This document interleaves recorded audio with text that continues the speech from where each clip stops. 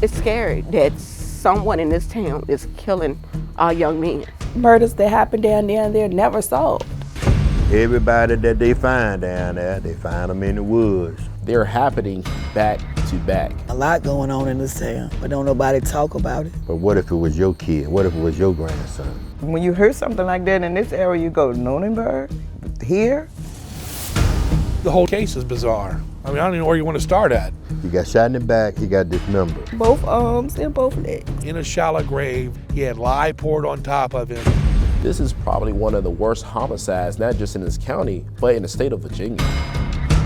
This should have not been his final resting place on the side of the road in the bushes, like he was nothing.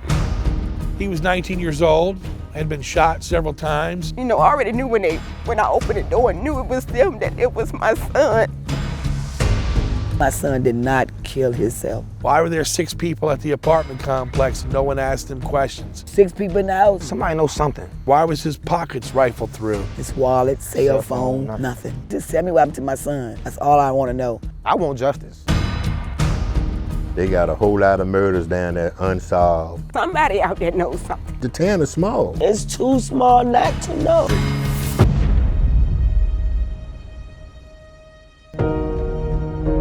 He's 17 years old, he didn't deserve this. He was still a kid trying to find his way.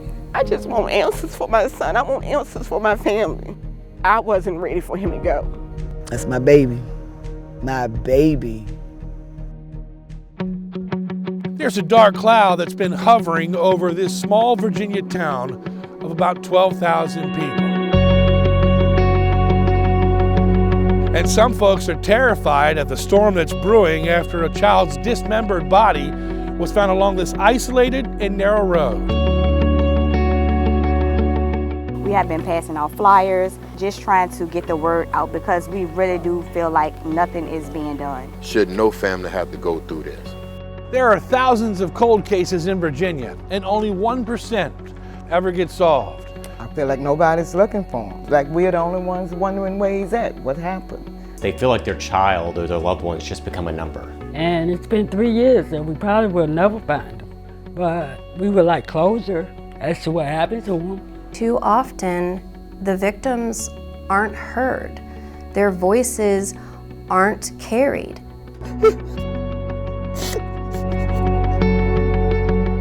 These are the faces of loved ones who suffered some of the most violent crimes or disappeared without a trace. Their families are still waiting for answers. On this Crime Insider Reopen the Case documentary, we focused on 3 cases, all here in Lunenburg County.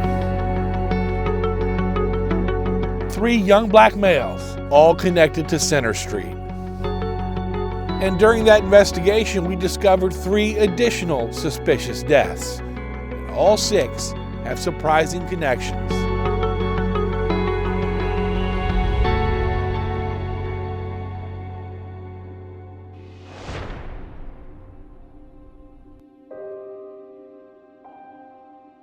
I miss everything about him, everything. I miss him a lot. It's a struggle on a day-to-day basis. You know, people say take it one day at a time. I actually take it 1 second at a time. Because I'm forced to just deal with it. But I still have to go on to get justice for him. And that's a promise. I wake up every morning and I make sure I tell him I'm sorry that this happened to you, but I will get justice for you.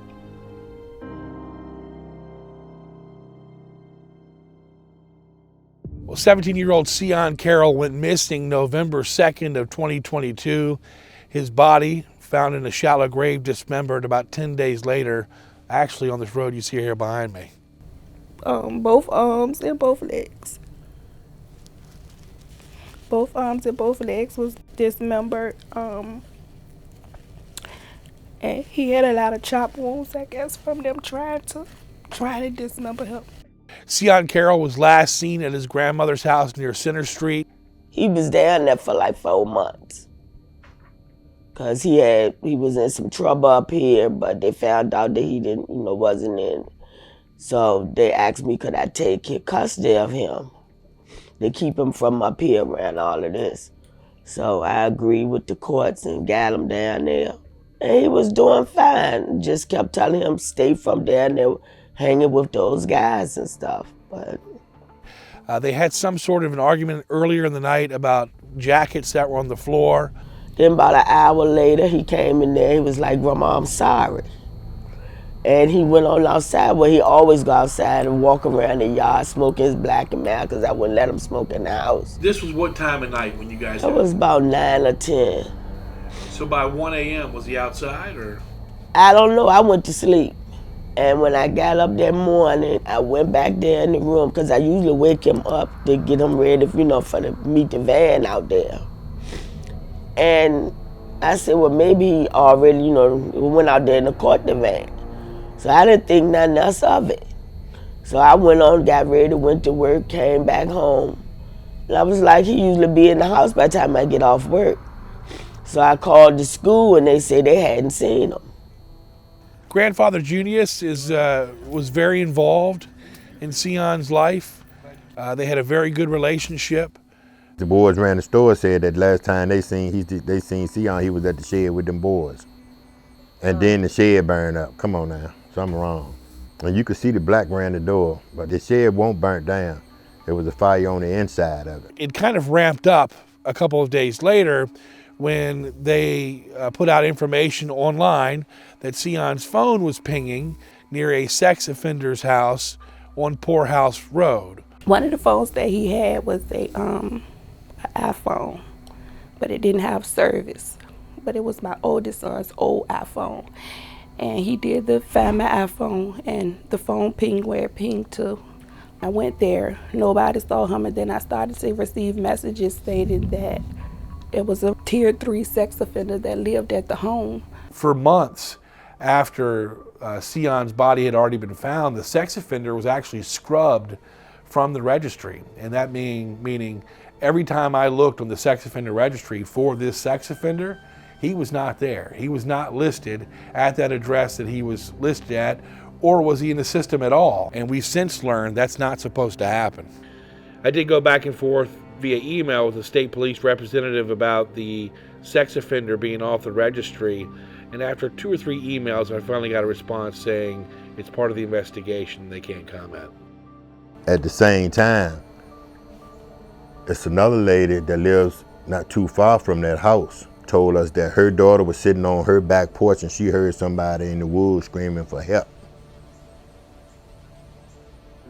And she called the police and they never showed up.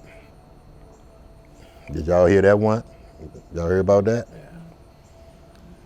We also searched her property too, but it was just too much land. The most mysterious thing in this case is how Sion was found.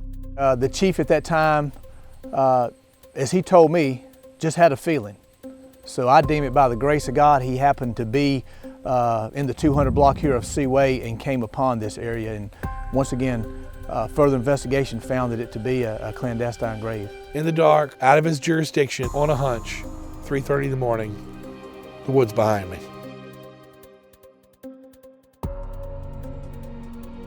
How he find it? How did he find it?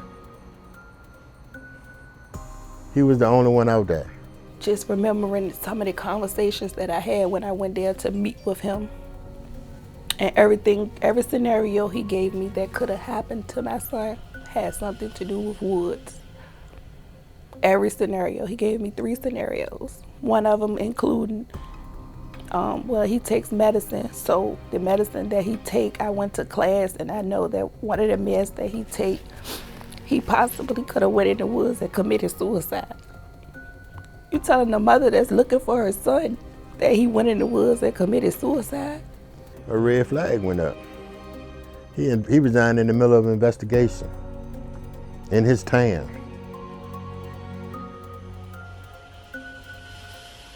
In his town. That don't look good.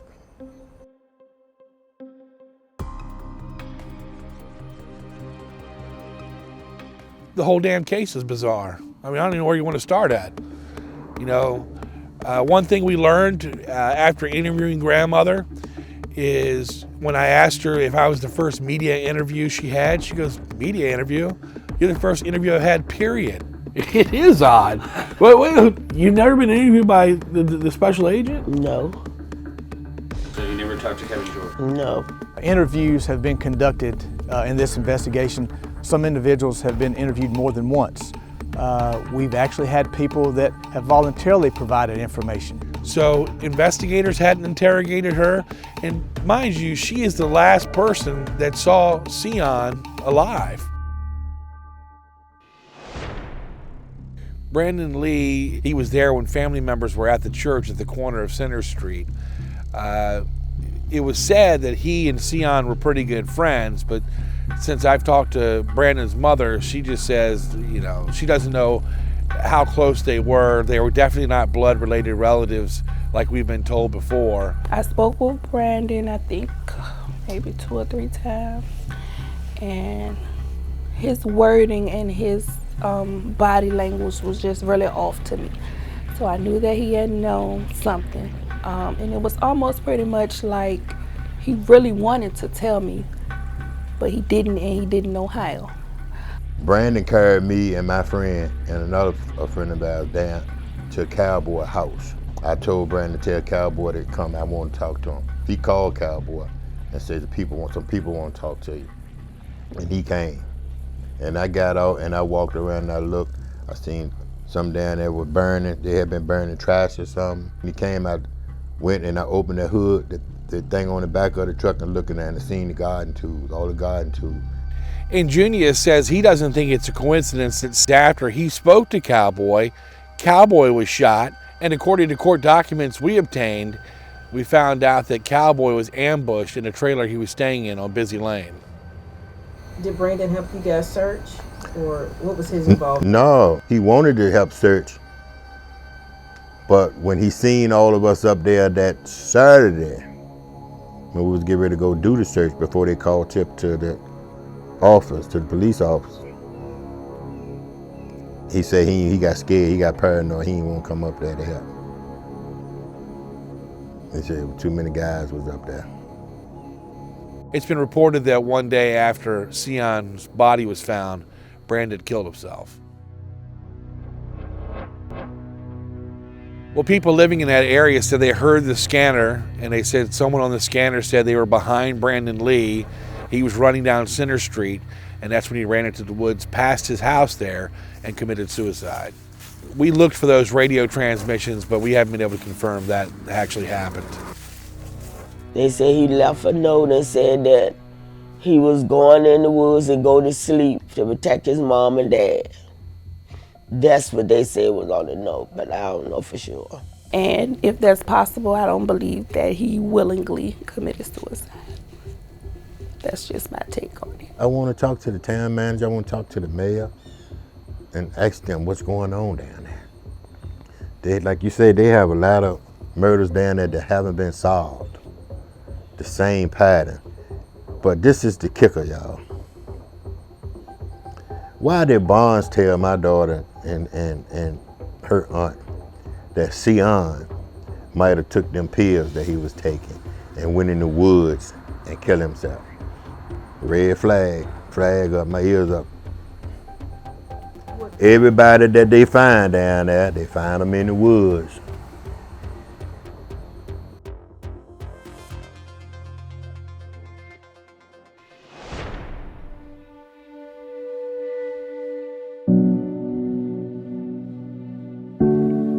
Yeah, this should have not been his final resting place. You know, thrown on the side of the road in the bushes, like he was nothing.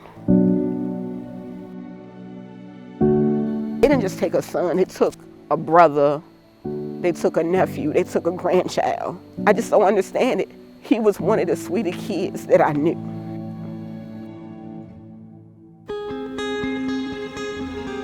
Antonio Rich. He was 19 years old, had been shot several times. His body was discovered in a ditch on Moore's Ordinary Street in Ginbridge. So Antonio Rich and Brandon Lee were cousins. And like Sion with his grandmother and Brandon Lee, of course, Rich lived on Center Street at one point in his life.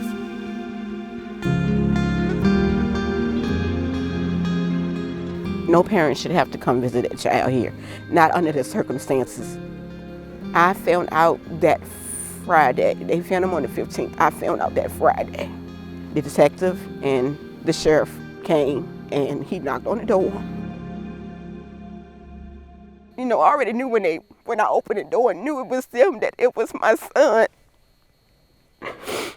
I can hear myself screaming, and when they told me it was him, my neighbors on the other street heard me screaming. Sheriff Townsend gave me his condolences, and he said, I'm so sorry, but it was Antonio. He said, and I couldn't tell you. He said, because he didn't have a positive ID on him. He said, so we had to send him off to the medical examiner to get a positive ID. That was the only time that I talked to the sheriff department, because, of course, the detective that was there was from the state troopers. When we asked Agent George specifically about this case, he said he didn't have permission of the family to talk about it. From what I was told, 5 gunshot wounds. He died from the gunshot wounds. I'm assuming the torso, because they had him wrapped up in plastic. And I know my son's hand, his right hand was smashed. You could tell that he fought back. He had a scratch mark, and I think like a little chunk of his ear was gone. And when you think it's a small town, you would think that the case would have got solved a little bit faster. Because it's somebody that knows my child personally, I don't think it was a stranger to him. I think it was somebody that he knew. So during the Antonio Rich investigation, we realized that some of the names from the Sion Carroll case, that circle of friends, they were also coming up in Antonio's case. So I asked Special Agent Kevin George with the state police if he believed these two cases were connected. The 2020 homicide that I'm investigating and the 2022 homicide involving Sion Carroll, I have yet to find any connection to those homicides.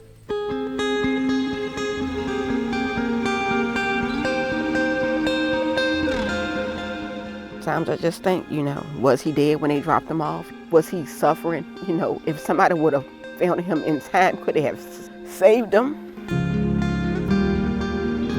Somebody out there knows something. I understand that people don't want to go to the police, but I'm his mother. Come to me. I just want to know why, and I want to know who. Somebody deserves to be behind bars for this.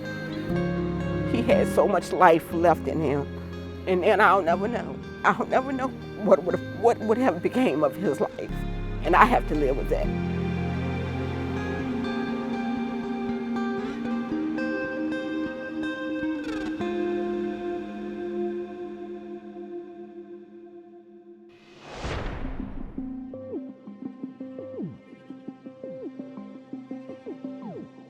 Center Street was just a love little spot. We call it the bottom.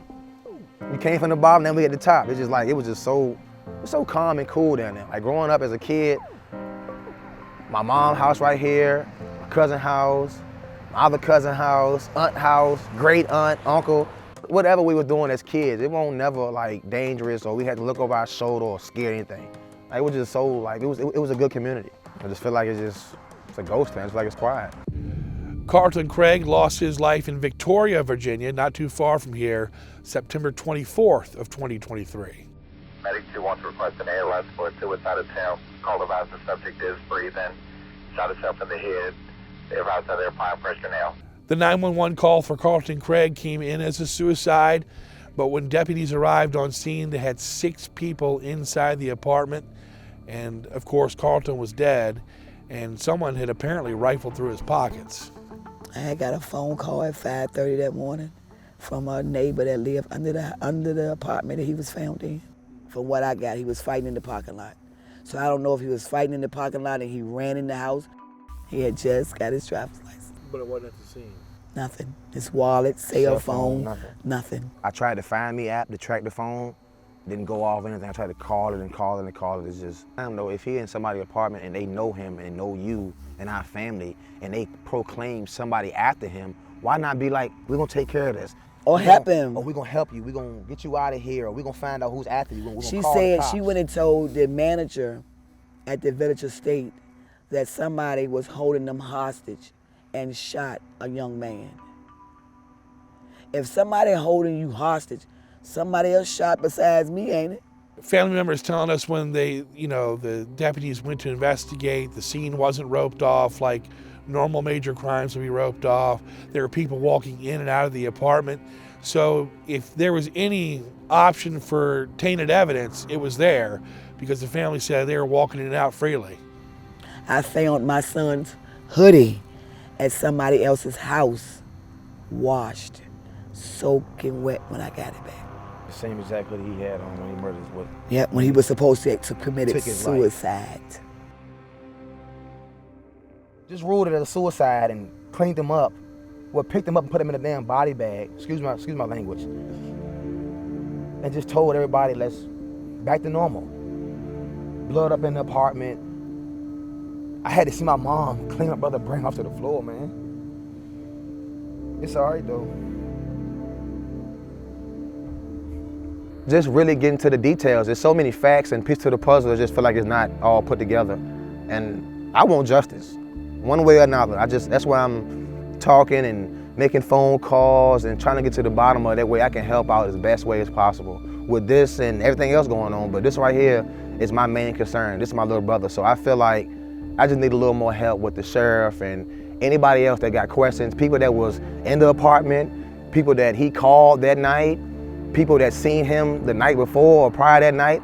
I just want a little more than what I got right now. So that's all I'm asking for. It'll never be no justice. Just tell me, how could you kill my son?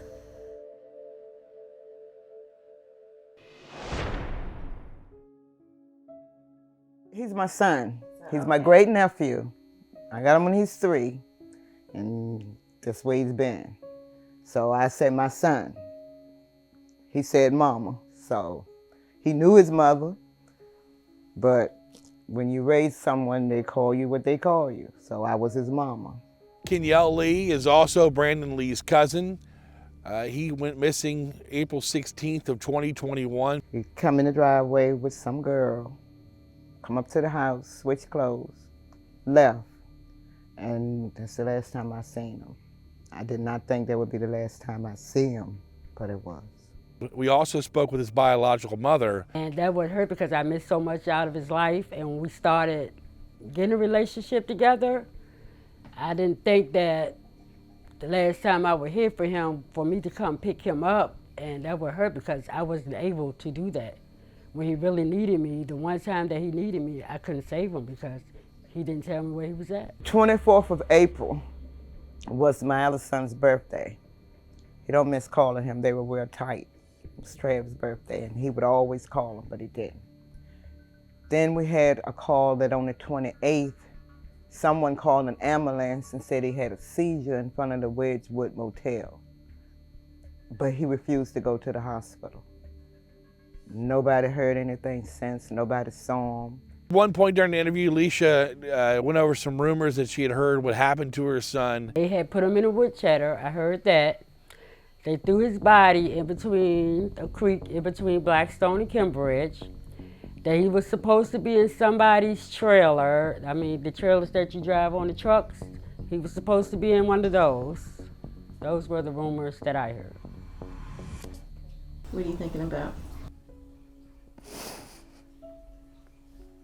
I don't like to hear her say. He's put in a shredder.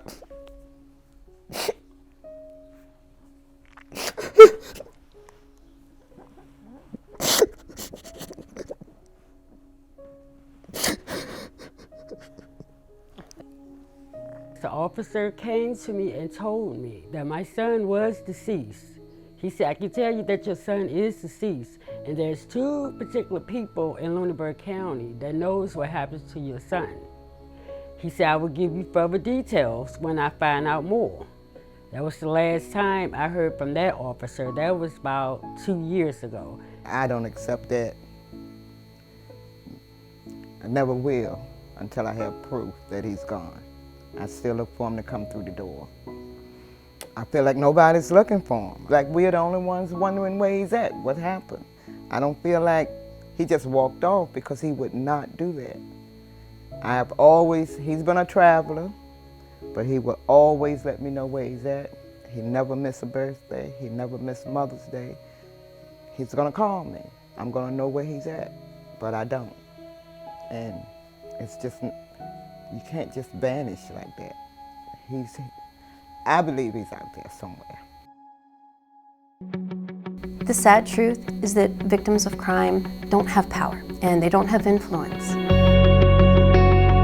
Our criminal justice system is set up now, providing more rights and protections and services to the defendants than to the victims. They aren't aware of what services they provide. They aren't aware that it is in our state's code. It is part of our laws that victims get these services. No, they don't have anything like that around here. Only place you can't go is to the police, and they could care less. When we don't have enough advocates, crime rates surge. People aren't going to reach out for help when they know it's not there. There's no cry that is quite like the anguish of a cry of a mother that has lost a child. They lose the loved one, and then suddenly they feel like their child that had brought so much joy to their life that has been ripped from them is just a number, and it's just a statistic. That is not just a number to that mom or that dad. They didn't just take a son, they took a brother, they took a nephew, they took a grandchild. We have an entire division in our office, we actually helped create it, called Special Investigation in Cold Cases. Part of the reasons why I even ran for this job is I felt like I needed to be the voice for the victims. Sometimes you just feel so frustrated that you feel like you're not being heard. And quite frankly, I feel like I'm not being heard when I ask them about Kenya. It's like, nobody cares but us. We've actually asked for expansive authority to be able to go into some of these localities. Well, it seems like the Attorney General has tried before to get legislation passed. So on some of these cases that are in the outlying areas where they don't have the resources that like a Richmond City or Petersburg City has, well then the Attorney General can step in and help bridge that gap and help solve some of these cases. So far it's gotten out of the Virginia House, but keeps dying in the state Senate. It seems like the state Senate, there is a need for this. I mean, obviously there are cases that are backlogged and aren't going anywhere because people don't want to play ball. I have a sneaky suspicion that unfortunately partisan politics may have something to do with this. I think they do not want to. But that's not what this is. This is family. I agree with you. This is about victims. This is being a second chance for those victims, giving a voice for them when they feel like they have no voice. But right now, unfortunately, this legislation keeps getting stymied in the General Assembly. I think where some of the problem lies in this jurisdiction is these cases are punted from one investigating agency to another investigating agency. On several occasions, the can has been kicked down the road. It starts with Cambridge Police, and then it goes to state police. They ask Lunenburg to get involved. Lunenburg says, no, it has to be the state police. All of that leaving behind a trail of frustration for these families because a lot of them feel like they're being victimized all over again because no one's paying attention or listening to what they're saying about their loved one. Victoria and Cambridge, because his murders happened in Cambridge and Victoria. So Lunenburg being the county, I feel like they need to come together and do whatever they gotta do. But they ain't doing it, they ain't finding none. They didn't communicate with us at all. If it were up to me, we would add teeth to the Victims' Bill of Rights in Virginia. Right now, there's nothing stopping anyone from law enforcement, prosecutor, judges, even advocates from violating a victim's rights. I just want answers. I really do want answers. And I'm gonna continue keeping his name alive until I get justice. And after justice, I'm gonna keep his name alive because justice will be served. It's very overwhelming, but I won't stop. One thing for sure, whoever did it, God gonna take care of that. So they say what happens in a small town stays in a small town. It's not really holding true for Lunenburg County. This is a community crying out for help. And as the tips keep rolling in, we will update you. If you have information that can help solve these murders, you're asked to call 833-RTCF-NVA or email tips@reopenthecase.org.